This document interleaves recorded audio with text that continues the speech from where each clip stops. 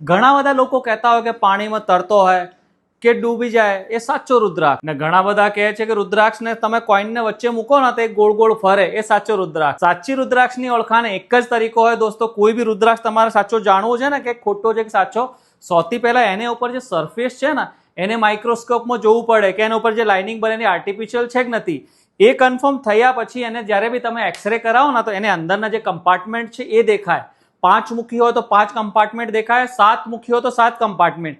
બહારની line artificial ગમે માણસ બનાવી શકે, પણ જે અંદરના કમ્પાર્ટમેન્ટ જે કુદરત બનાવે, મહાદેવજી બનાવીને મોકલે ને, એ કોઈ ના બનાવી શકે. તો સાચી રુદ્રાક્ષની સૌથી પહેલા ઓળખાણ કરવાની, પછી રુદ્રાક્ષના મહત્વ શું છે એ જાણવાનું. 1 મુખીથી લઈને 21 મુખી, ગૌરીશંકર, ગણેશ, ત્રિજુટી, આ જે બધી જ પ્રકારની જે રુદ્રાક્ષ આવે છે બધા અમારે પાસે તમને ઓરિજિનલ ઓથેન્ટિક મળી જશે.